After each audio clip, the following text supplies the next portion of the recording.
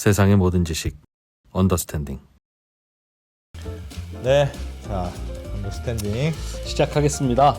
네, 이 시간에도 오늘도 많은 기업들이 명멸하고 그렇습니다. 많은 산업이 또 새로 태어나고 죽기도 하고 그 과정들을 또 언더스탠딩이 여러분께 잘 전해드리고 있지요. 네, 오늘 소개해드리는 요 산업이나 요 기업은 여긴 진짜 걱정돼. 언더스탠딩이 주범입니다.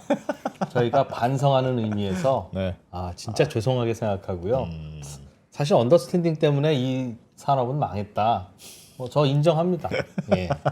네, 오늘은 서점 이야기. 야, 요즘 서점 진짜 안 되죠. 가뜩이나 사람들이 책 안 보는데 언더스탠딩 보느라고 더 안 봐. 게다가 또 언더스탠딩은 북 언더스탠딩이라고 그나마 몇 권 보던 그 책들을 나오자마자 들고 와서 방송으로 그냥 끝내버려. 속속들이 다 얘기해 주는 바람에 절대 책을 안 사보시죠? 그렇습니다. 그래서 최근에 북스립으로 이런 회사도 파산했다고 해서 예. 서점가 이야기 좀 오늘 배워볼 건데 피치덱의 이동열 대표님 모시고, 피치덱이 원래 이 유료 데이터로 보는 거잖아요. 근데 우린 또 대표님 모시니까 공짜로. 이제 유료 데이터 시장도 죽은 거죠, 언더스탠딩 때문에. 그렇습니다. 그래서 이동열 대표님 모시고 서점 이야기 좀 배워보겠습니다. 어서 오십시오. 네, 안녕하세요. 안녕하세요. 네. 네. 죄송합니다. 그래. 우리가 좀 도움을 줘야 될 텐데. 네, 아니 저 두 분 말씀 주신 대로 예. 오늘은 서점 시장 좀 얘기를 드려볼 거고요. 서점. 네, 저도 뭐 안 좋다라는 정도는 직관적으로 알고 있었지만 이게 데이터적으로 어느 정도 안 좋은지 이런 거는 사실 이번에 처음 본 거고요. 그러면서 전반적으로 산업 얘기 좀 해드리고 마지막에 그 중에서 이제 좀 제가 좀 이거 좀 조심해야겠다 할 만한 기업 하나 정도를 선정해갖고 설명을 예. 드리도록 하겠습니다. 좋습니다. 네, 일단 화면 제가 준비된 화면 설명드리면서 보여드리면서 설명드리겠습니다. 최근 뉴스지요. 네, 최근 뉴스고요. 그 전두환 장남 전제국 최대 주주 서점 북스립으로 파산. 요게 이제 이번 달에 나왔던 겁니다. 근데 예. 사실은 이제 요게 제가 이제 준비한 것들이에요. 최근 4, 5년 사이에 굉장히 많은 서점들이 서점들이 파산하거나 폐업했습니다. 그 조그만 동네 서점은 다 빼고 네, 큰데 나름 그 지역 그 도시에서는 큰 서점이지 거기라고 하던 그 예를 서점. 들면 강원도에서 최대 서점이었던 대미안 서점도 이것도 폐업을 했고요. 뭐 25년간 운영했던 연신내 문고도 폐업을 했고요. 교문서적 아주대 앞에 있는 거거든요. 이것도 폐업을 했고요. 다 이런 식으로 그 지역에서 최소 10년에서 길게는 2, 30년 동안 유지되었던 서점들이 다 없어진 거고요. 여기는 소매고요. 그리고 도매, 인터파크 송인서적이랑 북플러스도 올해 초에 파산을 했습니다. 그래서 아이고야. 도매까지 파산을 줄줄이네. 네, 계속 파산을 하고 있는 상황입니다. 옛날에 종로서적 없어졌을 때도 진짜 충격이었는데. 네, 종로서적도 없어진 그 앞이라서 좀 더 옛날이라서. 더 옛날입니다. 네, 그리고 지금 있는 서점은 다른 종로 서점이긴 합니다. 네, 그리고 그 다음에 제가 준비한 화면이 서점의 시대적 흐름입니다. 그래서 뭐 요땐 잘 아시겠지만 서점이 완전 황금기였죠. 그래서 이때 말씀하신 종로 서적이 생겼고요. 1907년에 개업을 했고 2002년에 폐업을 했습니다. 2000년에 네. 폐업했구나. 그리고 예. 교보문고가 처음으로 이제 엄청 큰 아시아에서 제일 큰 규모의 이제 서점을 만들었고요. 그다음 영풍문고가 생기게 됩니다. 그러면서 자연스럽게 2000년대 초반에 대형 서점이 확산하게 되고요. 이때 대형 서점이 이제 우리가 알고 있는 교보, 영풍, 반대누니스 이런 데가 예. 뭐 강남이나 이런 데 이제 매장을 크게 내면서 이때부터 대형 서점의 이제 전성기가 시작이 된 거고. 서점이 잘 되던 때가 있었네요. 네, 있었죠. 그리고 지역 서점의 쇠퇴가 시작하게 되죠. 그래서 요거를 잠깐 차트를 보시면 요게 이제 지역 서점 쇠퇴인데요. 요 붉은색 선이 서점 수입니다. 그리고 이 블루 라인이 출판사 수인데요. 출판사 수는 200% 증가를 했고요. 네, 그리고 서점 수는 말씀드린 것처럼 지역 출판사가 죽어가면서 쭉 떨어졌다. 최근에 약간 반등은 했지만 이게 반등이 계속 나올 것 같지는 않다. 그렇게 보시면 될 것 같습니다. 출판사가 거의 8만 개쯤 있네. 네, 8만 개 정도 있습니다. 와. 저는 뭐 그냥 형식적으로. 근데 1인 출판 같은 것도 많으니까. 아니 근데 이게 생각을 해본 게 왜 이게 나오는 거냐면 이게 이 숫자가 제가 여기 써놓긴 했지만 발행 부수를 보는 게 중요하거든요. 예. 발행 부수가 같은 해에 1억 2천만 권 정도를 냈어요. 예. 발행권을 책을 지금 7천만 권 내고 있거든요. 출판사 수는 200%가 넘게 증가했잖아요. 예. 근데 책을 적게 내고 있다는 거죠. 그 얘기는 뭐냐면 MS가 커진다는 의미가 아닙니다. 있는 MS 나눠먹기 하고 있는 거예요 지금. 그냥 계속 줄고 있다. 시장이 줄고 시장이 있다. 줄고 있고 플레이어들은 많아져서 계속 MS가 줄고 있는 상황이에요. 1등도 그렇고 2등도 그렇고. 그래서 커지고 있는 시장에서 나눠먹기가 하는 게 아니라 줄어들고 있는 시장을 나눠먹기 하고 있는 시장. 정말이네. 야. 저게 2023년에 7천만 권이 만들어졌다는 건 책 네. 종류로 7천만 종류가 아니라 네. 똑같은 책으로 10,000권 찍으면 요게 10,000개. 발행 부수인 거죠, 그만큼. 그러니까 총 2005년도에 1억 2천만 권이 생산이 됐으면 그러니까 올해 찍은 책 다 쌓아놔봐 그러면 7천만 한 권씩이 아니라 막 1,000권씩 쌓기도 하고 네. 똑같은 시장이 책을 줄어든 거네 그냥 시장이 무조건. 줄어든 겁니다. 아, 국민 1인당 1.5권이네요, 그럼. 네. 그렇죠. 거의. 네. 그래서 작년에 책 몇 권 샀어요. 전 많이 샀죠, 많이 샀지. 전 수십여 권. 그러니까 이런 사람들 때문에 안 된다니까. 집만 다주택자가 나쁜 게 아니라 그러니까 다른 사람 책을 못 사잖아요. 그러니까. 네, 그래서 그게 이제 2기까지고요. 3기부터는 이제 두 분 잘 알고 계신데 온라인 서점들이 들어오죠. 이때 예스24, 알라딘 같은 것들이 들어오고요. 그리고 2003년도부터 온라인 그리고 2007년도에 오프라인 도서점까지가 실시됩니다. 그래서 기억나실지 모르지만 예전에 책값이 온라인 서점에서 20-30%씩 쌌어요. 지금은 10%로 딱 동결되어 있거든요. 그게 도서점까지 영향입니다. 이게 독이 됐는지 그거는 여부는 뭐 사실은 각자의 판단이긴 하지만 어쨌든 이걸로 인해서 판도가 많이 바뀌었다라고 보시면 될 것 같고 4기는 이제 최근입니다. 그래서 이때는 서점이 전반적으로 몰락하기 시작했고요. 독립 서점이 부상을 하면서 커머스 기업들이 치고 들어옵니다. 이제 그래서 우리 이제 단골 메뉴인 쿠팡이 등장하게 되죠. 쿠팡에서도 사고. 네, 근데 독립 서점의 흐름은 미국도 마찬가지입니다. 미국도 보게 되면은 2009년부터 2024년도까지 독립 서점 법인 기준으로 수를 보게 되면은 1,400개에서 2,400개까지 증가를 하게 됩니다. 그래서 미국도 서점 시장은 안 좋지만 독립 서점 시장은 좋다. 그래서 트렌드는 이렇게 가고 있다라고 보시면 될 것 같고요. 일단 그 아까 이제 이프로님이 안 대표님 질문하신 내용 중에 하나가 최근 1년 이내에 종이 서적을 어디서 구매했나 이게 사실상 순위라고 보시면 됩니다. 501명이 답했는데요. 작년에 교보문고 1등, 예스24가 2등, 알라딘 3등. 1, 2, 근데 3등. 쿠팡이 4등에 올라 있죠. 와. 네. 쿠팡도 치고 올라오는 영풍 문고보다도 높아요, 쿠팡이? 네, 쿠팡이 높습니다. 와. 그래서 이미 지각 변동이 시작이 됐다고 보시고요. 예. 두 번째로는 그러면 최근 1년 이내 종이책이 아니라 이북은 어디서 구매했냐라고 예. 물어보니까 밀리의서재, 알라딘, 예스24, 예. 교보, 리디북스. 아하. 그리고 의외에 구글 플레이 스토어가 있습니다. 와. 그래서 구글 플레이 스토어와 쿠팡이 의외의 순위에 들어와 있습니다. 네. 그래서 사실상 이게 이북과 종이책의 판매 순위 정도와 거의 크게 차이가 없습니다. 매출 순위와. 예. 그렇게 보시면 될 것 같고요. 그래서 채널 경쟁이 사실상 이루어지고 있는 건데요. 전통의 온오프라인 채널인 교보, 예스24, 알라딘, 영풍 이런 데가 있고 온라인에는 쿠팡과 카카오톡 선물하기가 새롭게 등장을 했고요. 카카오톡에도. 네, 독서 구독 플랫폼에는 밀리의 서재, 리디, 윌라가 있는데요. 예. 밀리의 서재는 사실상 콘텐츠 유통보다는 영어, 다이어트, 헬스클럽하고 비슷합니다. 이게 뭐냐면 죄책감을 팔고 반성을 팔고 다짐을 파는 업종이죠. 그래서 여기는 콘텐츠라기보다는 너의 죄책감. 새해 됐으니 책을 읽어야 되지 않겠니? 밀리의 서재로 와라. 약간 이런 거. 영어 공부 너무 안 했잖아. 영어 공부를 좀 해.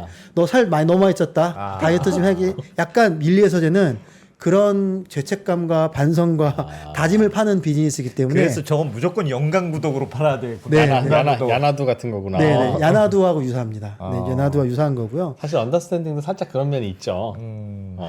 그렇게 하는데 우리야 뭐 그냥 보고 싶을 때 보고 안 보고 그치. 싶을 때 안 보는 건데. 다만 돈 주고 파는 게 없지. 네, 그래서 이 두 개가 사실상 이제 지금 붙고 있는 거고 제 개인적인 생각으로는 오프라인 서점에서는 교보하고 알라딘 정도, 온라인에서 쿠팡 정도가 3강 체제로 가지 않을까라고 저는 그렇게 보고 있습니다. 그건 뭐 차차 뒤에 설명을 드리겠습니다. 예. 일단 서점 관련 통계를 말씀드릴 텐데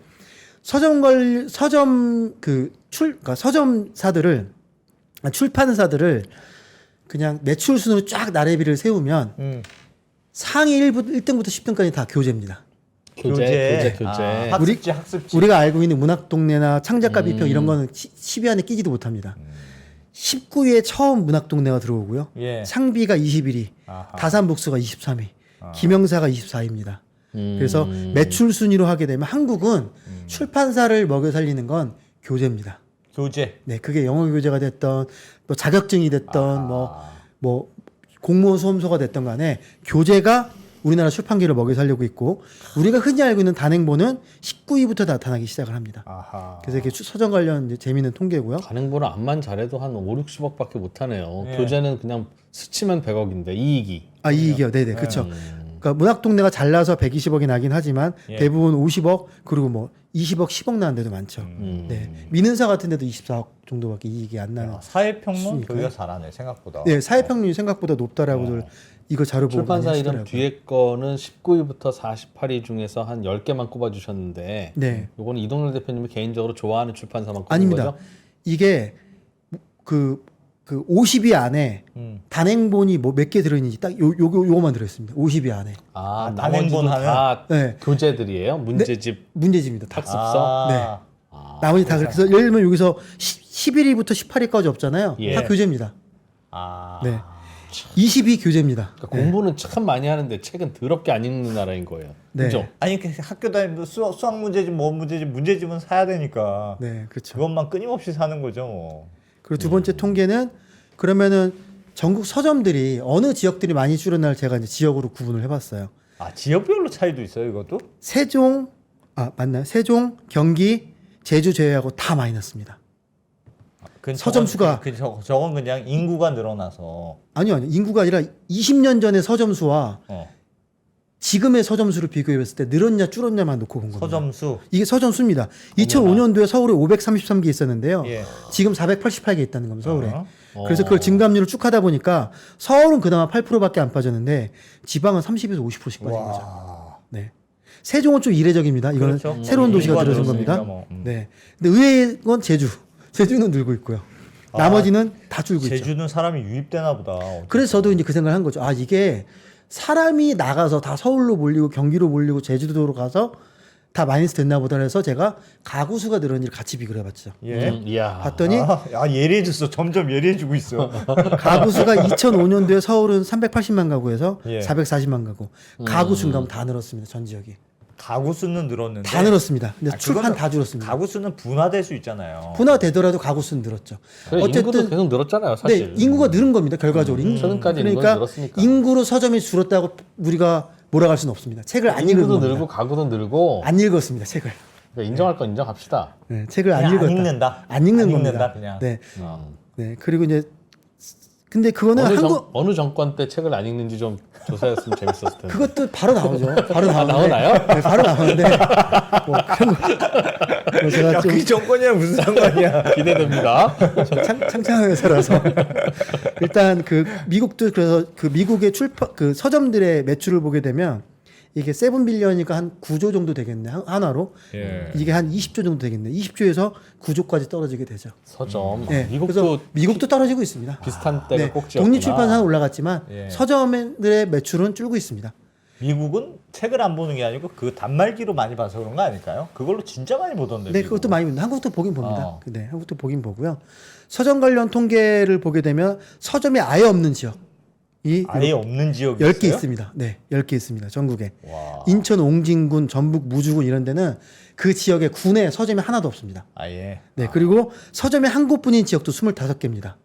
네, 그래서 재미있는 통계는 서점 운영 시간이 생각보다 깁니다. 주 6.4일 평균. 주 70시간 오픈합니다. 아이고. 그리고 매장 소유 형태는 대부분 자가가 아니라 임대입니다. 이걸 보면 아시겠지만 두 개를 놓고 보면 인건비와 임대료에 쫓길 수 있을 가능성이 높다. 아. 이 두 개만 놓고 보면. 그렇죠? 인건비 물론 주인이 계속 나와 있을 수도 있지만 예. 사장이 예. 아르바이트를 쓸 수도 있겠죠. 그래서 인건비가 생각보다 높죠. 6.41을 해야 되니까 임대이고 대부분 임대니까 임대료를 내야 되니까 이 두 개가 크다. 그리고 서점의 36%는 도서만 취급하지만 63%는 다른 것들도 같이 취급하죠. 이 모델은 서점한테도 좋지는 않죠. 올리브영이나 다이소하고 같은 모델이잖아. 이거는. 네, 그런 거고 취급 비중은 당연히 학습 참고서가 제일 참고서가 높습니다. 압도적이고. 그러다 보니까 학교 앞이 제일 많습니다. 그래서 되게 영소하다 이렇게 봐주면 될 것 같습니다. 그리고 다섯 번째가 그러면 과연 책값이 비싸졌나 이런 얘기 많이 비싸진 것 하잖아요. 같은데? 그렇게 생각하잖아요. 네. 이게 이제 물가 지수거든요. 물가 지수가 31배 오르는 동안 책값이 68년도에 한 권당 평균 612원이었어요. 예. 지금 19,500원입니다. 네. 비싸죠. 이거만 놓고 보면 비싸졌잖아요. 어. 물가 상승률 이게 평균적인 물가거든요. 평균적인 물가 상승률보다 좀 못 미칩니다. 그러니까 평균적인 것만큼 오른 겁니다. 쉽게 얘기하면. 그래서 책값이 과도하게 비싸진 건 아니다. 그것도. 네. 저는 어떻게 생각했냐면 사람들이 많이 안 보고 사는 사람만 사니까 사는 사람한테 비싸게 팔자. 그런 전략인 줄 알았어요. 그냥 물가 수준 따라갔다. 이 그냥. 정도 보시면 될 것 같습니다. 그래서 그러면 지금부터 본격적으로 서점의 경영이 왜 어려워진 걸까? 산업적인 측면에서 보여드리겠습니다. 네. 첫 번째, 책을 안 보는 시대입니다. 취미란에서 이제 독서를 안 씁니다. 2004년도면 제가 신입사원 입사할 때거든요. 원서 돌릴 때. 1위 등산 너무 웃긴다. 1위 등산 2014년에도 1위 등산, 2019년에도 1위 등산. 저게 취미야? 진짜 등산의 취미인데. 시대였구나. 등산의 시대. 그래서 우리가 저희가 아웃도어 다닐 때 등산이 옛날에 되게 좋았다 다 꺾였잖아요. 이런 겁니다. 그래서 바람쥐인가? 그래서 보게 되면 저도 신입사원 때 원서 제출할 때 취미 뭐라고 했을 때 제가 얼핏 기억나는 게 독서, 음악 감상, 컴퓨터, 영화였습니다. 네 개였습니다. 근데 지금은 2024년도에는 게임, 운동 이게 이제 안 대표님 거의 러닝, 러닝. 그래서 제가 최근에 인턴이나 이런 분들 직원분들 인터뷰 보잖아요. 취미란에 열이면 7, 8명이 러닝하고 헬스가 들어있습니다. 운동이구나 요즘. 영상 시청은 OTT입니다. 우리가 생각하는 TV 아닙니다. 넷플릭스. 독서가 여기까지 내려와 있습니다 지금. 그래서 취미란에서도 밀려나기 시작을 했다. 야 독서는 그러니까 계속 20년 동안 계속 내려갔군요 순위가. 네, 계속 내려가고 있습니다. 영상 시청한테 밀린 거지. 네, 영상한테 밀린 겁니다. 죄송합니다. 두 번째, 책을 안 보다 보니까 문해력과 수리력이 떨어지게 됩니다. 그래서 한국이 경제 성장 규모, 경제 규모 대비해서 하락률이 제일 큽니다 지금. 지금 그래요? OECD 여기 보시는 대로 한국과 비슷한 게 리투아니아와 폴란드입니다. 문해력 떨어지는 문해력 속도? 떨어지는 속도가. 아하. 네. 이 OECD 자료거든요. 근데 의외로 지금 현재의 젊은이들이 단군일의 역사상 글을 제일 많이 쓴 세대입니다. 어느 누구도 공개적으로 그게 SNS가 됐던 지금은 카카오톡으로 수없이 네. 글을 주고받잖아요. 네. 페이스북이나 인스타 같은 데 글을 계속 올리잖아요. 네. 그 정도로 자기에 대해서 글을 많이 쓴 세대가 없거든요. 네. 근데 문해력은 제일 많이 떨어진 세대입니다. 지금. 그러니까 자기가 말하고 쓰는 거는 되는데 남이 말하고 쓰는 거는 못 읽는 거죠. 듣고 읽고 싶지 않다. 뭐 그렇게도 해석이 가능하겠죠. 아니면 생활 한국어만 생활 한국어. 네. 그리고 일평균 2006년도에는 9.6시간 일을 하다가요. 지금 일평균 7.3시간 일을 합니다. 예. 시간이 줄었죠. 급여도 늘었습니다. 그래서 시간은 20년 대비 24% 줄고요. 근무 시간은 혹은 공부 시간은 임금 총액은 80% 증가했습니다. 그러면 남는 시간이 남는 시간과 남는 돈으로 뭘 했을까? 예. 이거 놓고 보면 여기 딱 나오죠. 이게 의무 시간, 일과 학습이거든요. 이게 1시간 30분 줄었습니다. 일과 공부를 안 하고 어디로 갔냐? 뭐 했냐? 어디로 갔어요? 식사, 먹고, 먹는 꾸미고, 거에 이렇게 많이 걸렸어요? OTT 신청하고 운동하는 데로 다 갔습니다. 아, 먹는 시간이 길어졌구나. 네. 지금 왜 이렇게 먹는 시간이 길어졌지? 지금 맛집이 서울도 핵심이잖아요. 아니고 와서 놀. 20년 전에 지금 뭐 예를 들면 흑백 요리사 이런 게 나왔나요? 아. 지금 맛집이 엄청 중요합니다. 트렌드에서. 먹으러 가는 게 중요한 맛집, 일상이구나. 네, 맛집 꾸미고 그리고 OTT 보고 러닝하고 일로 다 몰려 다 나갔습니다. 꼭 우리 잘못만은 아니네. 아, 우리 언더스탠딩 언더스탠딩이 잘못만은 거죠? 아니네요. 네. 그래서 이런 쪽으로 다 빠져나갔다라고 통계는 얘기하고 있고요. 그럼 어느 정도로 책을 안 보냐? 94년도에 독서율이 96%였는데 지금 32%까지 떨어졌습니다. 이 통계의 의미는 뭐가 19세 이상 성이 10명 중에 7명은 1년에 책을 한 권도 안 읽는다. 그러니까 30%만 읽는다는 거예요? 네. 1년에 한 권. 30%만 읽는다고요? 1년에 한 권 이상 책을 읽습니까를 물어봤을 때 3명만 예라고 대답한 겁니다. 7명은 아니요. 아니옵니다. 한 권도 안 읽습니다. 네. 1년 동안. 물론 이거를 저는 안 읽지만 전자책으로 봅니다를 다 포함하면 10명 중에 6명은 한 권도 안 읽고요. 4명은 전자책과 전자책은 종이책을 읽습니다. 4명 정도 읽는 겁니다. 뭐 전자책은 종이책이라고 봐줘야지. 네, 그래, 그러면은 그건 10명 그러네. 중에 6명은 책을 안 읽고 1년에 한 권도 안 읽고 여기 써놨듯이 네. 그리고 4명만 책을 한 권 읽는다. 로 보시면 됩니다. 그래서 독서율은 30년간 책 기준 62%, 종이 전자책 합쳐서는 50% 하락을 했습니다. 그래서 책을 엄청나게 안 읽고 있다. 라고 봐주면 될 것 같습니다. 두 번째, OTT가 역습을 시작을 했죠. 우리가 잘 알고 있는 아까도 처음에 얘기하셨듯이 스마트폰 보급률입니다. 여기서 쭉 올라와서 98% 가는 동안 76에 32% 올라오죠. 디바이스가 보급이 되죠. 스마트폰, 노트북, 태블릿, 스마트워치, 게임기, 전자책, AR, VR. 그러니까 너무 볼 디바이스가 많아서 손에 책을 들 여력이 없는 거죠. 그래서 이게 이제 독서율인데 독서율이 빨간색이 독서율. 네, 독서율이 떨어지고. 이렇게 반토막 나는 동안 예. OTT 이용률은 14%에서 77%까지 올라갔고 근데 이건 보는 게 아니라 영화도 안 봅니다. CGV 주가인데요. 78,500원에서 5,780원까지 떨어집니다. 주가도 박살이 납니다. 다 OTT로 가는구나. 다 OTT로 다 갑니다. OTT. 네. OTT하고 스마트폰으로 그냥 네. 간다. 그러니까 스마트폰을 통해서 OTT를 보든 태블릿 통해서 OTT를 보든 OTT를 보게 되고 영화관도 안 보고 책도 안 보는 상황이 된 겁니다. 유튜브는 저 OTT에 들어가는 걸까요? 네, 유튜브 포함입니다. 이거는 이 데이터에선. 그리고 OTT만 보냐 아니죠. SNS도 보죠. SNS는 주 이용 SNS 인스타, 페이스북, 네이버 밴드인데요. 주 평균 71시간은 요런 SNS를 이용하고 있고요. 주 평균 7.7시간은 카카오톡, 인스타그램, DM 등으로 딴 사람하고 소통을 합니다. 정리하면 시간이 없구나. 사람들이. 7시간은 계속 얘기를 해야 되고요. 주 71분은 인스타그램을 봐야 되는 거예요. 지금 세대는. 그리고 OTT도 봐야 되죠. 네. 그러니까 책을 볼 시간이 없어진 거죠. 시간은 서로 땅 따먹게 하는 건데. 네, 이건 시간이 없네. 시간과의 싸움입니다. 저 책은. 카카오톡이 그리고 의외로 시간 많이 잡아먹어요. 엄청 많이 오니까 근데 워낙에 왔다, 많이 왔다 오니까. 갔다 왔다 갔다 얘기하고 또 이제 여기서 또 이렇게 하고 네, 그래서 실제로 보면 SNS 점유율 보면 인스타가 2014년에 0.4%였거든요. 지금 45%까지 올라왔습니다. 인스타. 네, 인스타가. 인스타는 떴으니까. 뭐 카카오 스토리 같은 건 46%에서 거꾸로 15%까지 빠졌지만요. 카카오 스토리 있구나. 연령대별 SNS 이용자가 보게 되면 44세부터 24세까지가 대부분 다 SNS를 쓰고 있다는 거죠. 인스타 하겠지 뭐. 이 사람들이 책을 봐줘야 되는데 책을 볼 시간이 없는 거죠. 말씀드린 것처럼. 네. 그래서 이북하고 웹소설하고 오디오북도 결국 스마트폰을 보는데 과연 스마트폰을 손에 들고 내가 OTT의 유혹을 물리치고 SNS의 유혹을 물리치고 책까지 골인하게 되는 그 의지가 얼마나 강하냐의 문제인데 그 사람들이 10명 중에 6명이 안 되는 거죠. 쉽게 얘기하면. 네, 그래서 저런 데이터가 나오는 거고요. 미국도 근데 책을 안 읽긴 합니다. 미국 연령대별 연도별로 쭉 나온 건데요. 나이 드신 분들만 사실 미국도 읽고 있고요. 코비드 셧다운 때 스파이크가 나온 거 제외하고는 미국도 전반적으로 안 읽긴 합니다. 이렇게. 이게 뭐예요? 0.34가 뭐예요? 그러니까 시간당 0.9시간, 하루당 0.9시간 보고 있다는 겁니다. 이게. 그럼 그리고 그리고 1시간 정도 보는 거네. 미국은 정확하게 65세 이상만 엄청나게 보고 있고요. 예. 젊은 세대는 책을 다 안 봅니다. 한국과 차이 없습니다. 미국도. 네. OTT 때문에 그럴까요? SNS 때문에 그럴까요? 굳이 범인을 찾자면 미국말 쓰는 거 아니에요? SNS가 더 크지 않을까? 그죠? 텍스트로 되어 있는 SNS가 SNS가 절대적인 시간을 잡아먹잖아요. 근데 저는 SNS 비중이 훨씬 크다고 봅니다. 시간적으로는. 그렇죠. 네. 저는 SNS의 등장 때문에 그러니까 결국은 책이라고 하는 게 대안이 없으니까 그동안 책을 봤던 건데 맞아요. 그렇죠. 정보의 취득 경로로서. SNS에 다 요약, 핵심 정리, 뭐 중요한 부분 다 해주잖아요. 네네네. 솔직히 책들이 좀 방심했어. 똑같은 얘기 결국은 요약하면 10페이지도 안 되는 걸 부풀리고 돌리고 반복하고 사례 찾아오고 했던 얘기 또 하고 하면서 굳이 300페이지를 만들어 버리잖아요. 한두 번 속아본 게 아닌데. 네.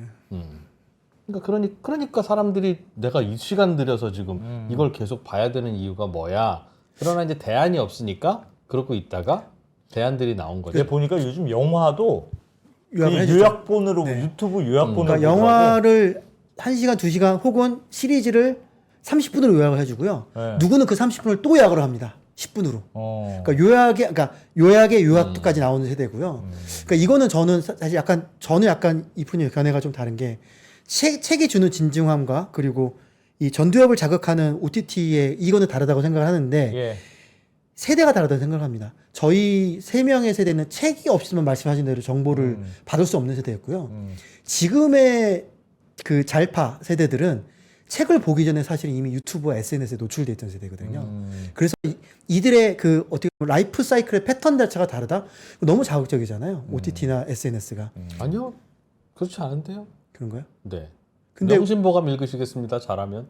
아니 그러니까 그 얘기 아니라 사서오경. 우리가 뇌과학자 이런 분들 얘기를 들어봐도 예. OTT를 보게 되면 전두엽이 자극하게 되고 책을 읽으면 이제 뒤편이 자극하게 되는 게 그러니까 뇌의 자극 정도가 다르잖아요. 예. 근데 사람은 자극적인 걸 보게끔 많이 돼 있으니까 그래서 저는 그런 노출도가 영향이 크지 않을까. 뭘까? 아니 저도 예전에 어떨까? 비해서는 책을 덜 읽잖아요. 저도 그러긴 합니다. 확실히 누구나 그렇게 조금 나이 든 사람은 조금 그게 덜한 거고 젊은 세대는 좀 더 많이 보는 건데, 그러니까 다 경쟁 SNS나 넷플릭스나 이게 딱 보기엔 재밌죠 뭐. 네, 자극적이죠. 훨씬. 네, 그렇죠. 그러니까 훨씬 재밌고. 깊이 있게 안 들어가는 면이 있지. 어. SNS가 그냥 그 안에서만 승부 보면 되니까. 승부 보니 되니까 재밌고 고민할 거 별로 없고 막 탁탁 도파민 터지는 그런 영상 많고 그러니까 네. 아무래도 그 유혹에 이게 휴대폰으로 책 읽으려고 하다가도 이게 재밌네? 어느 순간 다른 데로 자꾸 가게 되죠. 그래서 점점 짧아지는 쇼츠가 요즘 아예 쇼츠로 넘어갔잖아요. 이런 채널 진짜 자체가. 어렵지. 뭔가 그럼 사람들이 뭔가를 선택을 잘못하고 있는 걸까요? 즉 불량식품을 너무 즐긴다 이런 얘기일까? 아니면 식품이 진화한 결과일까요? 솔직히 불량식품은 불량식품이죠. 미디어가 진화한 결과일까요? 아니면 뭔가 사람들이 너무 얄팍한 걸 추구하고 있다고 봐야 될까요? 저는 책과 다른 유튜브의 순기능도 있다고 봅니다. 네, 그러니까 지금까지 몰랐던 제야의 전문가들을 만나서 그들의 지식을 얻게 되는 것도 제 개인적으로 상당히 많았고요. 물론 안 좋은 채널도 많았죠. 근데 언더스탠딩 같은 채널도 사실은 시청하시는 분들이 여기서 얻는 뭔가 내가 책이나 혹은 일상생활에서 얻지 못하는 그런 것들이 있지 않습니까? 그렇지요. 그러네. 이게 많이 해야 되겠네. 네. 그래서 뭐 계속 좀 이어가겠습니다. 예. 그래서 이제 네 번째로 그러면 이제 서점들이 또 어려워진 이유 중에 하나가 우리가 항상 쿠팡이 이제 등장하게 됩니다. 신흥 강자 쿠팡의 등장인데요. 쿠팡은 지금 제가 이걸 다루는 동안 정육각에서도 나왔었죠. 그리고 T스토어, 그러니까 채널 얘기할 때도 나왔었죠. 쿠팡은 계속 아마 등장을 할 것 같습니다. 이게 전체 우리나라 작년도에 259조가 온라인 쇼핑에서 거래액이 259조 나왔거든요. 네. 쿠팡의 순매출이 41조입니다. 이게 순매출이고요. 순매출 말고 쿠팡도 거래액으로 바꾸게 되면 우리나라 전체 온라인 거래액의 20% 정도를 쿠팡이 하고 있습니다. 예. 그러니까 우리나라에 돌아다니는 택배 5개 중에 하나가 쿠팡이야. 쿠팡 거라고 보시면 됩니다. 쿠팡이 그 정도로 물류를 장악을 했고요. 예. 이걸 보여주는 게 쿠팡의 물류를 담당하는 쿠팡 로지스틱 서비스를 보시면 됩니다. 어마어마하네. 매출 1,000억 하던 게 이런 성장률 보신 적 있으세요? 3조 8천억까지 올라왔습니다, 지금. 어마어마해. 이게 매출액 연평균 성장률이 200% 나오고 있거든요, 지금. 연평균이. 연평균? 네. CJ가 2.7% 성장을 하고 있고요. 미쳤다. 쿠팡 로지스틱 서비스가 200% 하고 있습니다. 물류는 쿠팡이 장악을 했고요. 실제로 매출 기준으로 보게 되면 CJ 대한통운이 1930년대에 설립된 건데 8조 3천 아직은 갭이 크죠, 물론. 쿠팡이 2등으로 올라왔습니다. 롯데를 이겼습니다, 산진과. 근데 그 서점과 관련돼서 저는 좀 의아한 게, 예를 들면 그동안 전통의 강자들 있잖아요. 온라인 출판 예스24, 예스24, 네. 알라딘 이런 네네. 강자들이 있었는데 그거하고 쿠팡이 하는 거하고 전혀 차별점이 없나요? 그러니까 예를 들면 출판사하고 일일이 다 계약해서 하나하나 가져와서 그걸 배송하는 건, 그래서 그동안의 노하우나 몇몇 업체들이 할 수 있는 거지 개나 소나 다 할 수 있는 건 아니라는 생각을 갖고 있었는데, 어쨌든 쿠팡이 들어온 거니까 물류는 강점이 있으나 네네네. 다 그 소형 출판사들하고 다 계약을 해야 되잖아요. 네. 그게 쿠팡이 그렇게 돈이 남는 장사도 아닐 것 같은데. 그거를 설명을 뒤에서 하려고 하는데 지금 드리고 갈게요. 예? 자, 요 장면인데 이걸 일단 보시죠. 보시게 되면 각 브랜드별로 고객들의 분포입니다. 이게 G세대, 그러니까 이게 잘파 세대죠. 그리고 밀레니얼 세대 있는데 MG 비중을만 놓고 보면, 데모그래픽 기준으로 MG 비중만 놓고 보면 쿠팡과 알라딘이 겹칩니다. 그래서 쿠팡이 커지게 되면은 세대 분포 기준으로 알라딘이 직접적인 타격을 받고요. 소비 패턴, 구매 패턴, 온라인으로 주문해서 빠르게 받는 거 기준으로 예스24가 타격을 받을 겁니다. 그래서 쿠팡이 점점 커질수록 알라딘과 예스24의 점유율이 떨어질 거라고 저는 보고 있습니다. 그러면 말씀하신 이거 일일이 다 계약하고 하지 않냐 예. 라고 하는 거를 그러면 제가 바로 설명을 여기서 드리겠습니다. 예. 서적 유통 시스템이거든요. 자, 이걸 설명을 드릴게요. 출판사가 한국에 8만 1,000개 있고요. 소매가 서점이 2,400개 있습니다. 한국에. 예. 현재 작년 기준으로. 그래서 요 52%는 뭐냐면 매출 총 이익률입니다. 원가 떼고. 예. 원가가 48%라는 얘기죠. 여기 써 있죠. 그래서 단행본 상위 10개 기업이 매출이 308억인데 평균 원가를 48%입니다. 그래서 매출 총이익률이 52, 8, 22. 예. 자, 여기서 어려워지면 어디가 먼저 무너질까요? 어려워지면 당연히 이익률 낮은 데부터 8? 8부터 없어집니다. 그래서 주요 업체들 1, 2, 3위들이 다 없어집니다. 여기서 다 파산되죠. 요즘 도매 총판 업체들이 도매가 점점 없어지는 당연하지. 거죠. 아. 마진이 어떻게 됐냐면 출판사에서 책을 60의 도매에 넘깁니다. 자기들이 한 40% 먹고 아니, 그러니까 먹는 건 뒤에 이익률 써놨잖아요. 음. 책 가격이 100이라고 치면 예 60에 도매에 넘깁니다. 넘겨요. 도매는 5를 먹고 이거를 서점에 65에 넘깁니다. 아, 서점은 그걸 90에 팝니다. 소매자한테. 음. 그래서 먹는 게 비중이 나오겠죠. 예 그래서 그거를 이익률을 높여보면 이게 제가 오타인데 32%입니다. 32. 소매는 32. 어. 그러니까 보통 25 정도 먹나 보시면 됩니다. 예. 32. 이거는 상위 5개니까 32입니다. 보통 한 25 정도 먹습니다. 32%, 8%, 52%죠. 이익률 얇은 데가 업계가 어려워지면 먼저 쓰러집니다. 도매 없어지고 있죠. 교보가 원래 도매가 아니에요. 교보는 원래 서점이에요. 예. 도매가 지금 날아가고 있으니까 교보가 들어온 거예요, 지금. 아. 그래서 북센과 교보가 사실상 거의 다 하고 있습니다. 지금 도매를. 그렇게 하고 있고 교보가 그러면 여기 22%인데 여기 이익률 보시죠? 0.4, 아우. 11.9. 자, 그러면 제가 새로운 요 업에서 새로운 사업을 시작하려면 어디로 시작해야 될까요? 출판이 당연히 낫네. 출판이. 당연히 출판으로 가는. 그래서 출판사가 늘고 있는 겁니다. 아까 얘기한 것처럼. 아, 출판은 그래도 평균 11%예요. 그래서 출판사가 200% 증가한 거예요. 그동안. 그래서 그러니까 딱 이익률대로 움직이다 보니 이익률 안 좋은 데가 먼저 쓰러지고 신규 사업자도 이익률 많은 데로 몰리는 겁니다. 이렇게 가고 있는 거죠. 그래서 이런 기업들이 있는 겁니다. 근데 문제는 출판사에서 직접 유통을 하기도 하고, 문제는 아니고 이 구조가 출판사에서 직접 유통을 하기도 하고 도매를 하기도 하는데 여기 이제 쿠팡이 들어온 겁니다. 그러면 쿠팡 입장에서 말씀하신 것처럼 짜잘한 데는 어떻게 도매랑 계약을 하면 되고요. 그냥 큰 데는 요런 데 문학동네 이런 데 직접 받으면 됩니다. 하고. 그럼 그래서 웬만큼 카바가 그냥 금방 되는 금방 됩니다. 쿠팡이 그런 걸 잘 찍어내기 때문에 음. 금방 됩니다. 그래서 쿠팡이 빠르게 올라올 수 있었던 거고 영풍을 누른 겁니다. 네. 야, 그럼 배송망만 있으면 다 들어오는 거네. 이건 배송망의 싸움입니다. 넷플릭스는 스트리밍이라는 배송을 하는 데입니다. 예. 내가 보고 싶을 때 언제나 볼 수 있고 먹고 싶을 때 언제나 먹을 수 있는데 보고 싶을 때 언제나 볼 수 있는 건 넷플릭스고요. 먹고 싶을 때 언제나 먹을 수 있는 건 쿠팡의 새벽 배송이죠.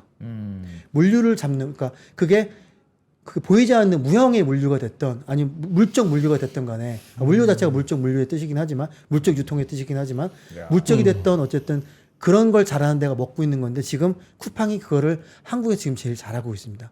그래서 쿠팡이 지금 빠르게 들어오고 있고요. 그래서 이 영풍목을 제가 이제 얘기를 말씀드리려고 하는데 네.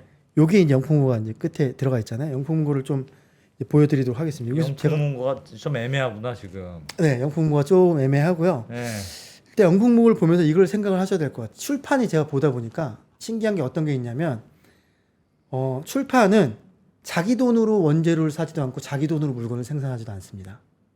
출판은 그 얘기는 뭐냐면 제가 가게를 차려놓고 자 지금까지 언더스탠딩에 촬영한 영상을 올리세요. 그리고 이거 팔리면 돈을 줄게요. 대신에 6개월 뒤에 줄게요. 이런 구조예요. 서점은 네. 아. 서점은 그래서 영풍문고가 보게 되면 그 설명을 드릴 텐데 일단 단기 채무 상환 능력이 되게 낮습니다. 그래서 유동비율 70%에 당좌비율 23%에 이자 보상비율 0.46배. 그러니까 영업이익으로 지금 이자도 못 내고 있는 상황입니다. 예. 순운전자본이라는 거는 쉽게 얘기하면 1년 이내에 부채가 갑자기 상환 요구를 만약에 된다고 가정을 했을 때 190억이 빈다는 얘기입니다. 네, 그렇게 된다는 얘기고 그 얘기 뭐냐면 자 이제 운전자본 관리를 보면 되는데 매출 채권 회수 기간 18일이죠. 쉽게 얘기하면 책을 팔고 평균 18일 이내에 회수한다는 겁니다. 예. 책을 팔고 난 서점은 그러면 그 책값을 언제 주냐? 매입 채무 지급 기간은 182일입니다. 와. 영풍은 6개월 뒤에 돈을 줍니다. 와. 책을 지금 팔아서 18일 뒤에 받아놓고 돈을 6개월 뒤에 돈을 줍니다. 그 사이에 출판사들한테 줘야 될 돈으로 직원 월급 주고 있었다. 직원도 월급 주고 임대료 내고 다시 또 책을 사갖고 스탁해놓고. 장난 아니다. 네. 와. 근데 이게 저거 위메프가 저러다가 망한 거 아니에요? 그렇죠. 네, 맞습니다. 저거 저렇게 그냥 두면 어떡해요? 쿠팡도 3개월이라고 해서 너무 길다고 막 그랬는데. 쿠팡은 지금 서점에서 2개월에 해주고 있고요. 어. 교보가 3개월에 해주고 있고요. 알라딘이 1개월에 해주고 있습니다. 알라딘이 제일 짧네. 자 매출 기준으로 교보는 거의 1조에 가깝게 하고 있고요. 예. 알라딘이 영풍의 3배를 하고 있습니다. 쿠팡 훨씬 크고요. 지금 매출 규모가 4개 중에 제일 작은 데가 제일 늦게 주고 있습니다. 대충 시그널 오시겠죠. 그러니까 오히려 이런 거는 제일 잘 나가는 데가 해야지 말이 되는 거잖아요. 네. 돈 6개월 뒤에 줄게는 1등 해야 되는 겁니다. 정작 오프라인 1등은 3개월 뒤에 주고 있고요. 온라인 1등은 2개월 뒤에 주고 있고요. 그리고 그 중간에 있는 알라딘 여기보다 매출 3배 큰데 영풍보다 3배 큰 데는 2개월 뒤에 돈을 주고 있어요. 두 분이 출판사 사장이면 어디에 책을 더 많이 넣겠습니까? 빨리 주는 대로 넣죠. 네, 맞습니다. 그렇긴 한데 어차피 책은 창고에 많으니까 네.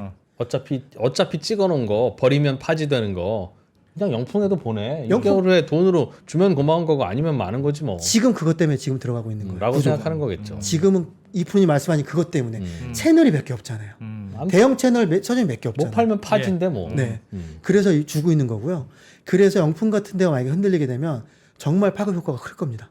도매부터 출판사까지 많이 물리게 될 거예요. 받을 돈 못 받는 건데. 아, 근데 생각해보면 6개월이니까. 영풍한테 안 보냈으면 그럼 그게 캐시로 되는 돈이냐? 아니죠. 창고에 쌓여서 창고비만 날렸을 돈이죠. 근데 그렇게만 얘기하시면 안 되는 게 그래도 팔았을 때 출판사도 매출을 책을 잡았을 거 만드는데 아니야. 작가한테 이미 나간 돈이 있을 거고 예. 책을 찍어서 이미 한 돈이 있기 때문에 그 자체가 이미 손실이 들어가 있는 상황이에요.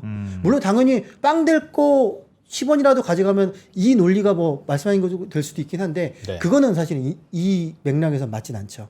저기가 들어간 원가가 있는데. 네. 원가는 있는데 그러니까 되게 위험하잖아요. 6개월 후에 돈 주니까.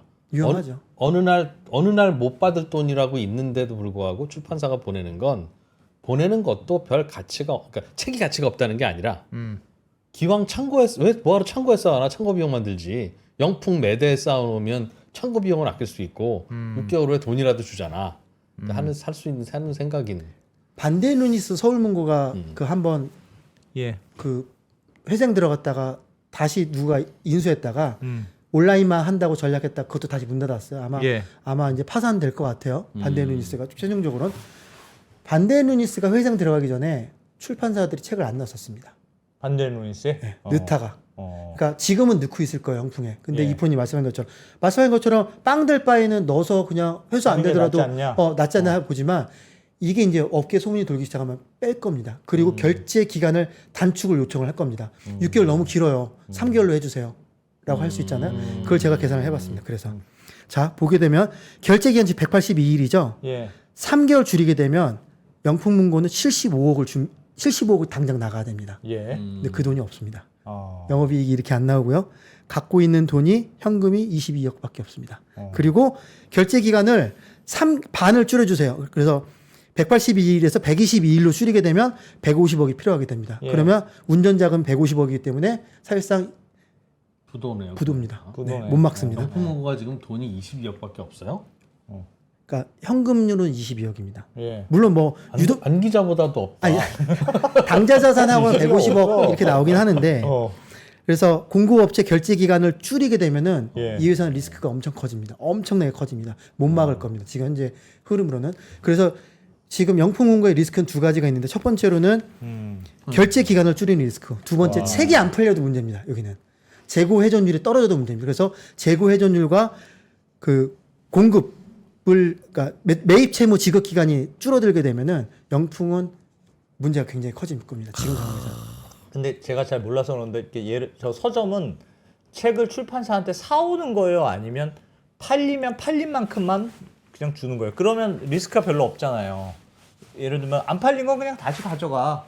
그 재고 부담이 하나도 없고 내가 갖고는 왔는데 내가 팔았어. 팔면 나중에 지급해주고 정산해주고 일단- 안 팔리면 그건 너희 책임이고 그런 거 아닙니까? 섞여 있고요. 어. 반품 얘기도 맞더라고. 제가 예. 확인해 보니까 반품을 하게 되면은 반품을 받아주고 대신 비용은 좀 발생한다고 하더라고요. 예를 들면 책에 서점 같은 오프라인 서점 조장 찍어 놓잖아요. 교보문고 이렇게 예. 그걸 지우고 이런 게 비용이 몇백 원씩 든대요. 어. 건당. 그리고 반품 이용료 있잖아요. 반품할 때 물류비 예. 이런 것들을 내고 해야 돼 갖고 반품 받아주는 거 맞고요.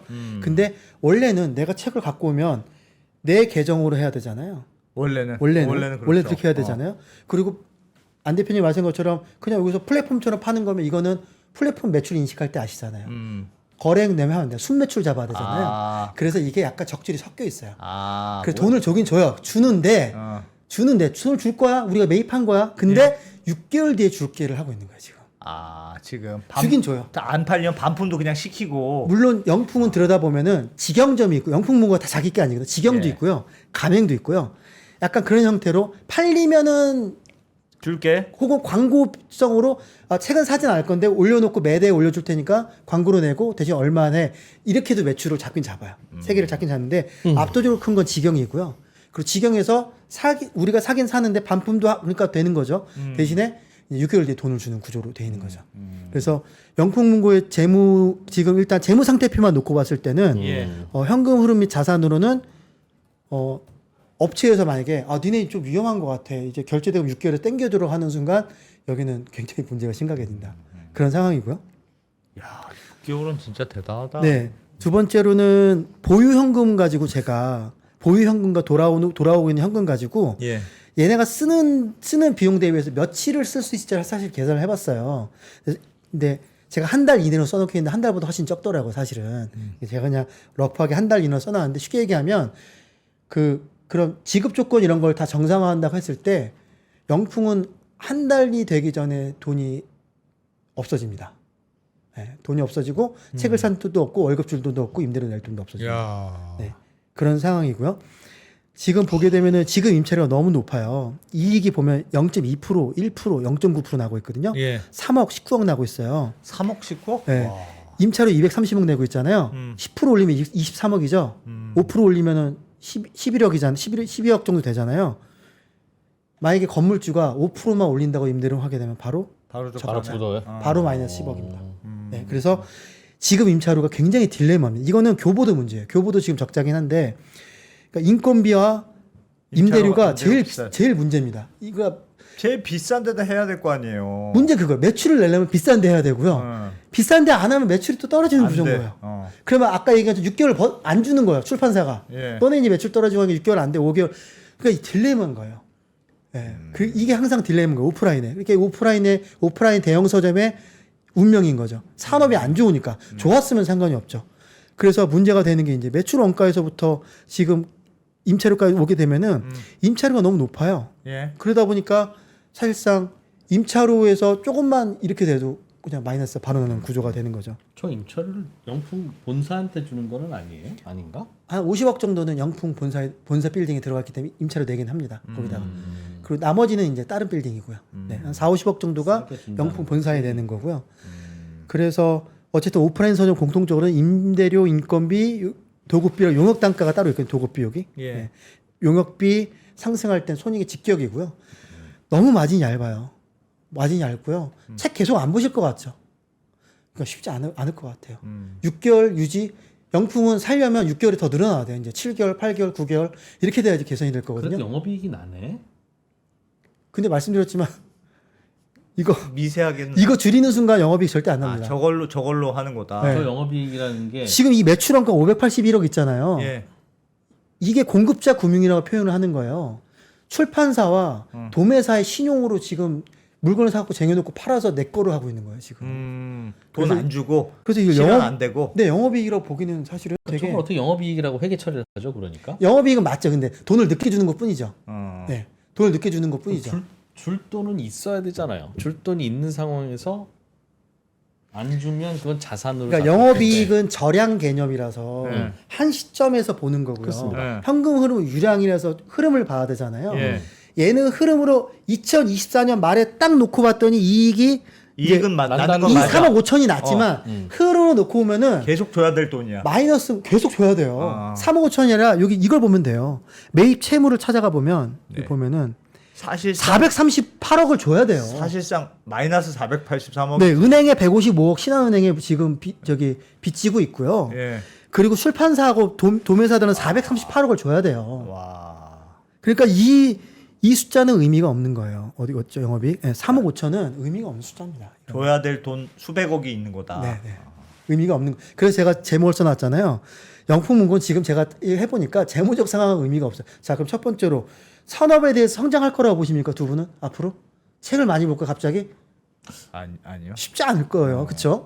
그럼 두 번째, 서점이 그럼 좋아질 가능성이 있을까? 없죠. 그러면은 여기서 재무적 상황 갖고 논하는 게 의미가 있을까요? 오너의 의지가 중요하다는 거예요, 저는. 여기서 오너도 뭐 어떻게 할 수 있을 게 없을 것 같습니다. 그래서 오너를 이제 보겠습니다. 오늘 보면은 영풍이죠. 영풍일가잖아요. 요 세 자녀분, 그러니까 이제 창업자분의 이제 세 이제 손자 손녀분 이제 분들인데 예. 이제 첫째 장세준 부회장 같은 경우는 전자를 가져가는 그림인 것 같아요. 제가 보니까. 둘째 장세환 부회장은 비철금속 쪽. 그래서 고려아연 관련 이슈 있을 때 이제 이분이 등장을 자꾸 하세요. 예. 이 장혜선 이분이 이제 사실상 영풍고의 개인 최대 주주예요. CK가 영풍그룹 쓴 게 핵심 고리예요. 그래서 보게 되면 3대 3 딱 같이 갖고 있죠. 예. 그리고 이게 33.34% 영풍문고를 들고 있고 영풍고 홀딩스가 70%를 들고 있잖아요. 예. 장혜선이라는 분이 여기 지분을 더 사면 되지 왜 이걸 샀을까를 놓고 보면 이게 그룹의 핵심이에요. 이게 물고 물어서 나중에 영풍을 들고 있어요. 그래서 이거는 셋이 나란히 갖고 있는 거고 예. 장혜선이라는 분이 30을 들고 왔어요. 그래서 어쨌든 이런 구조로 들고 있다는 거죠. 영풍문고 홀딩스가 영풍문고를 70, 장혜선 이분이 30을 들고 있는 구조예요. 이렇게 들고 있는데 문제는 영풍이 안 좋아요. 지금 아시듯이. 재작년, 작년 다 지금 적자가 나고 있고요. 지금 영풍이 YPC랑 올해 초에 영풍이 YPC를 설립하고 여기에 고라연 주식 현물 출자했잖아요. 그게 4.8조예요.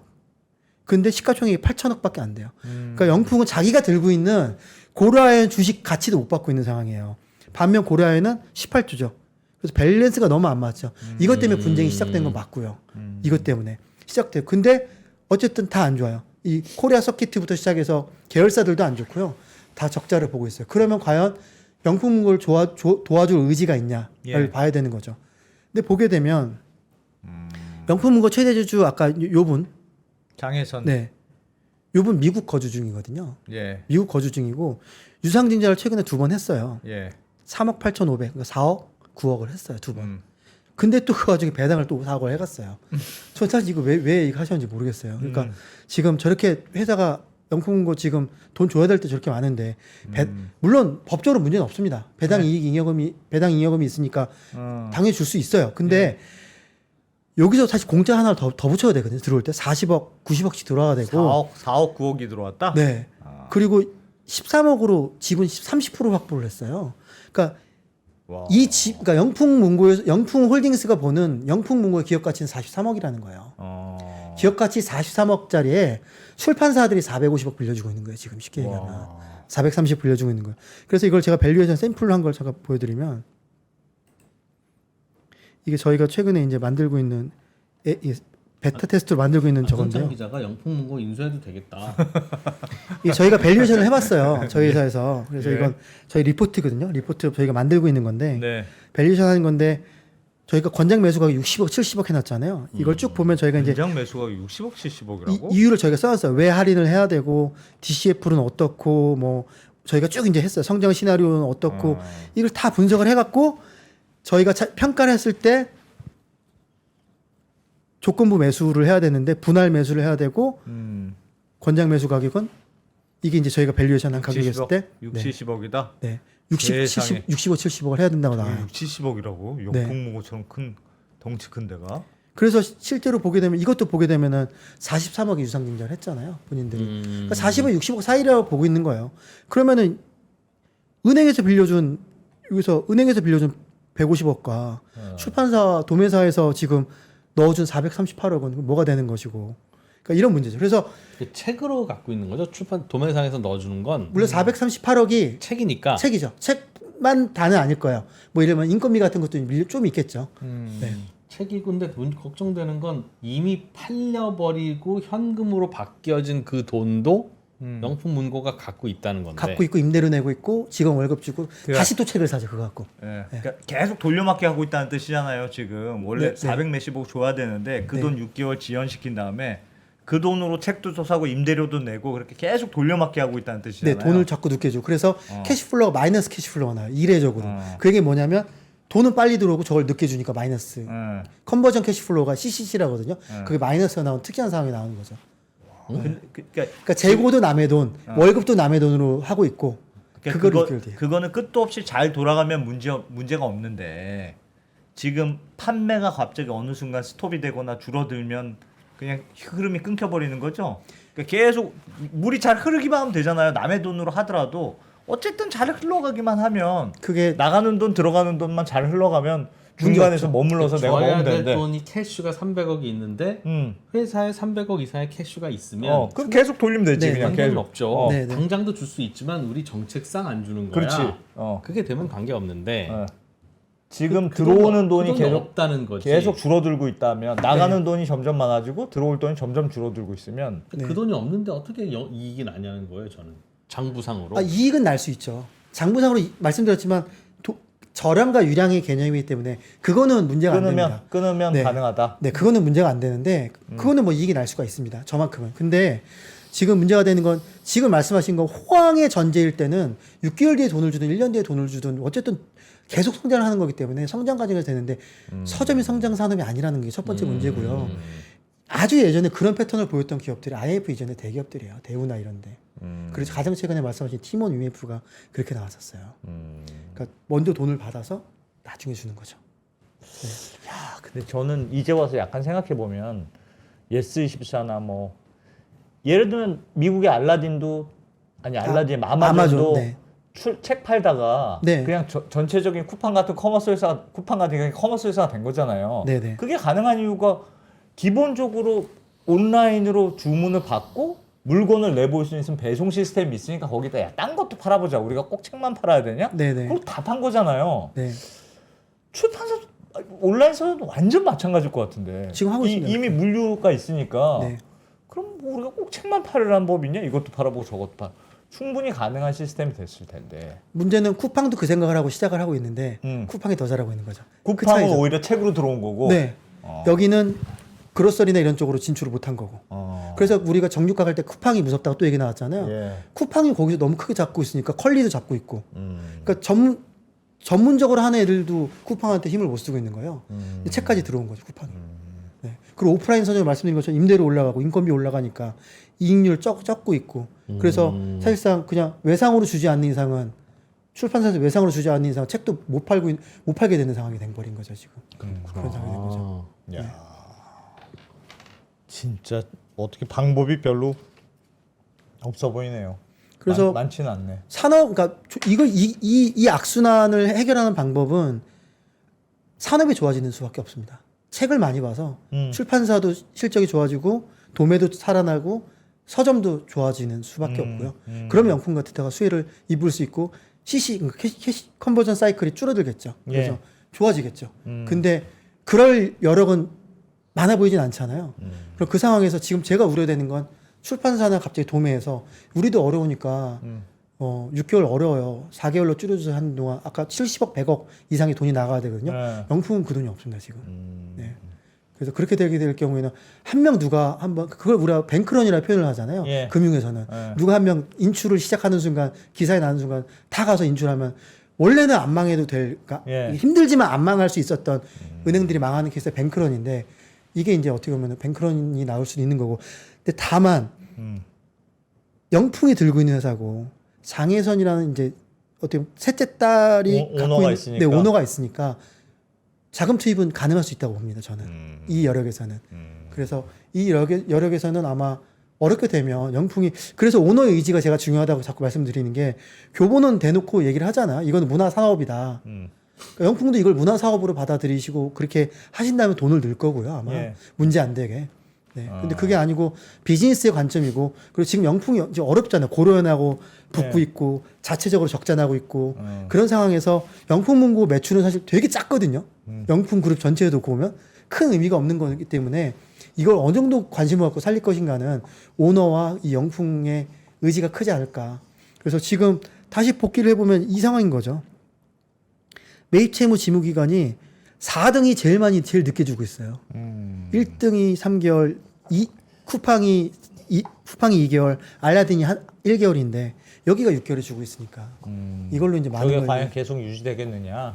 네, 저거 줄이게 영풍은 네, 되게 심각한 위기가 올 수 있습니다. 출판사도 돈이 많아야 할 수 있는 사업이네요.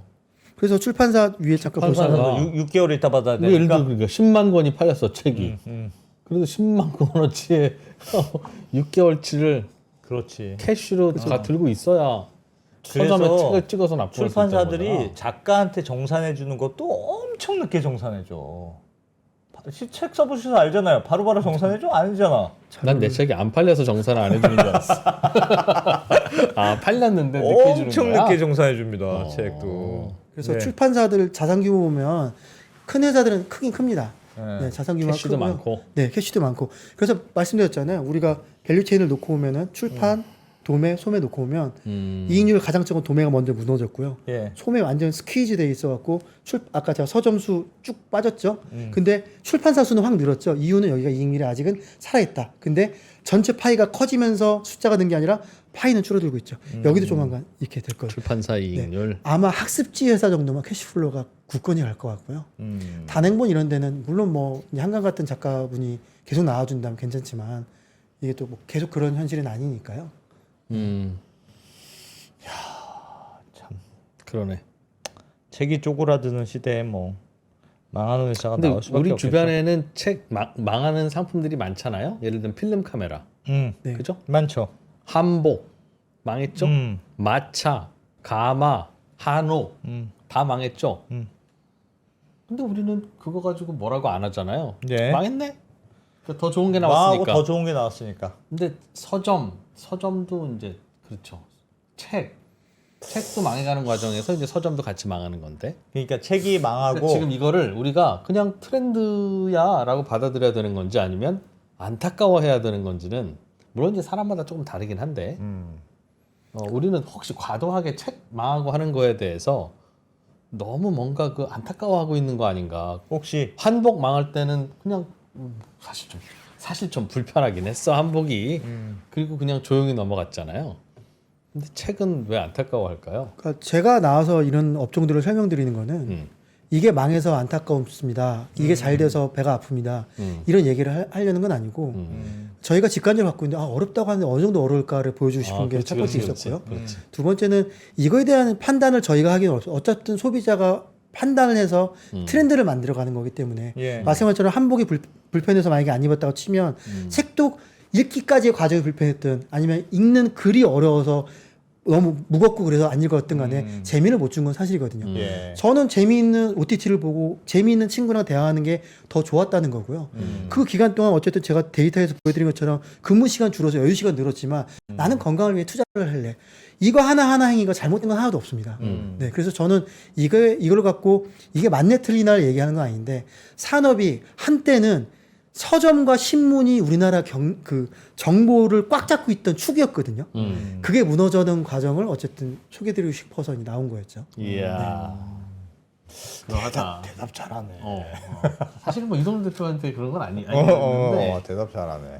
우리는 야 1년에 한복을 야 이제 명절 때도 안 입는단다. 1년에 2번도 안 입어요. 말세다. 이렇게 얘기하면 바보 아저씨 아니야? 라고 생각하잖아요. 그런데 야 1년에 책을 2권도 안 읽는단다라고 하면 뭐 세상이 이상하게 돌아가는 것처럼 생각하고 그 얘기를 듣는 책 안 읽는 사람도 그냥 살짝 위축되는 그런 분위기가 있어요. 약간 한복 안 입으면 위축이 안 되는데 책을 안 읽으면 위축이 돼. 그리고 손가락질 하는 사람의 손끝에도 힘이 쓸려. 야 어떻게 1년에 책을 2번도 안 읽어. 그치. 근데 똑같은 얘기를 너는 왜 한복을 1년에 2번도 안 입냐라고 하면 이상한 아저씨가 되잖아요. 근데 책도 똑같은 거 아닐까? 책도 저자를 직접 저자의 생각을 직접 들을 수 있는 방편이 책밖에 없었던 시절에는 책이라도 읽어야 되고 책 말고는 답이 없었지만 저자가 어디 나가서 한 2시간 동안 얘기하면 그 영상을 수억 명이 동시에 지켜보고 할 수 있는 방법이 있는데 방법이 나왔는데 굳이 책을 읽으라고 하는 게 과연 맞는 거냐? 그 교양 쌓는 수단으로서 여전히 유효한 건 맞냐? 라는 질문을 던져보는데 뾰족한 답은 없으신 거 보니 그게 뭐 아닌 모양인가? 그런 거 같기도 한데 완전히 대체할 수 있을까? 가치 판단의 문제라기보다 그러니까 책을 중요하게 보는 거는 건 제가 아까 OECD 자료 보여드렸듯이 문해력이나 이런 것들하고 연관이 돼 있는 것들이거든요. 그러니까 그 글이라는 건 그래서 그 책맹이나 이런 것들 표현도 있잖아요. 그러니까 문맹은 글자를 못 읽는 거고 책맹은 글자를 알지만 책을 안 읽는 걸 책맹이라고 표시를 하거든요. 그런 지표들을 따로 뽑아서 이제 국가들을 발표를 하고 하는데, 그러니까 국가의 근간이 되는 글쓰기나 읽기 관련 능력이기 때문에 아무래도 그런 약간 죄책감을 씌우는 프레임이 있지 않을까, 뭐 그런 생각이 듭니다. 아니 그렇다는 거예요. 하여튼 책은 하여튼 내가 읽는 거잖아요. 네. 책은 텍스트로 읽고 그래서 굉장히 자기중심적인 뇌 활동인데 그렇지. 받아들이는 건 가만히 있어도 받아들여지잖아. 그러니까 TV로 보는 거 되게 비슷하다. 네. 그러니까 똑같은 텍스트를 그냥 들려만 줘도 이게 내가 의도적으로 읽는 뇌 활동과 가만히 있는데 들리는 활동은 좀 다를 것 같아요, 뇌에서. 근데 그렇게 했으면 이제 예를 들면 윌라 같은 회사, 그 오디오북이잖아요. 그게 편하니까 사람들이 선호하는 거예요. 근데 그게 잘 되진 않았거든요. 그것도 되겠지. 그러니까 책을 읽다 보면 잠깐 읽는 걸 멈추고 생각을 정리하고 나 혼자 또 생각을 하다가 다시 책을 읽고 이럴 수 있는데 오디오북으로 듣거나 OTT로 보거나 하는 거는 그럴 시간이 없지 않냐. 네. 라는 건데 그래서 같은 정보를 취득하는 수단이긴 하지만 그리고 지금의 디바이스가 훨씬 좋죠. 효율적이고. 근데 그게 꼭 좋은 결과일까? 그러니까 되게 책은 옛날 구시대의 유물이고 이게 꼭 좋은 걸까는 저는 약간 한복은 퀘스천이 있어. 한복 불편하다. 가마는 가마 불편하다. 마차는 불편하다. 책은 괜찮다. 왜? 뇌에 좋다. 뇌.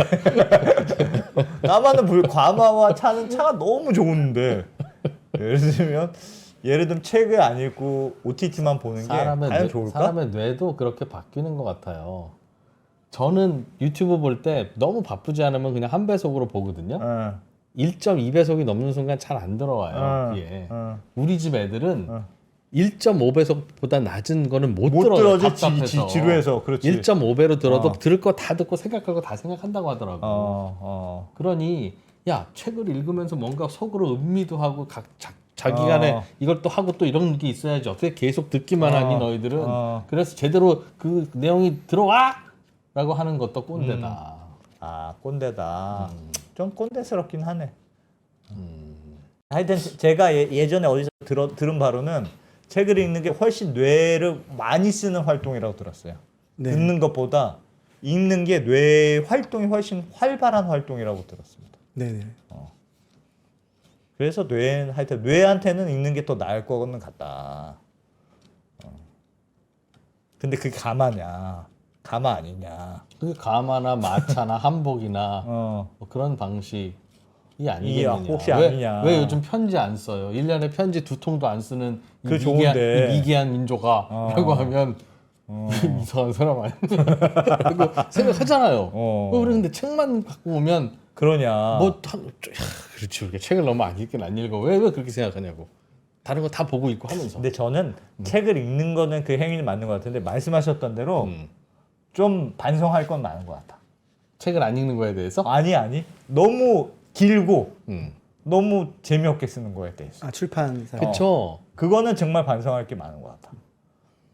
너무 길어. 진짜 길고 끝까지 읽을 만한 책이 생각보다 많지 않습니다. 계속 반복이고 같은 생각의 반복이고 300페이지는 돼야 된다고 하니까 그 억지로 껴다 맞추고. 이 프로님 책은 어떻게 생각하십니까? 제가 쓴 책이요? 예. 억지로 끼어다 맞췄어요. 네. 언더스탠딩도 마찬가지야. 좋은데 너무 길다는 반응이 너무 많아요. 조금 줄여보도록 하겠습니다. 반성하고.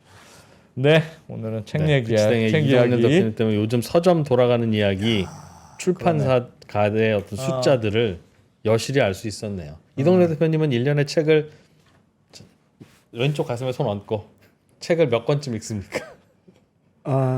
저는 최근에 한 2권 정도 읽었습니다. 한 달 내. 한 달에 2권. 아니, 한 달에 2권씩 읽는 건 아닌데요. 최근 한 달 최근 동안은 한 달에 2권 읽었고요. 올해 그래도 한 5-6권 읽은 것 같은데. 6-7권 뭐 정도 읽은 것 같습니다. 그 중에 제일 감명 깊거나 좀 이 책은 좋았어 하는 게 있었죠. 있었겠죠. 제목은 얘기하지 말고. 있었죠. 네. 북 언더스탠딩에 한번 출연해서 책 얘기 좀 해줘요. 그 읽은 책. 그것도 죽여버리려고? 우리가 책을 읽을 수는 없잖아. 시간이 없잖아. 우리가 읽을 시간이 별로 없어서. 저기 지식인이 있잖아. 그럼 해줘요 좀. 사랑합니다. 알겠습니다. 네. 네, 피치대게 이동열 대표님. 네, 잘 들었습니다. 뵙겠습니다. 뵙겠어요. 네. 감사합니다.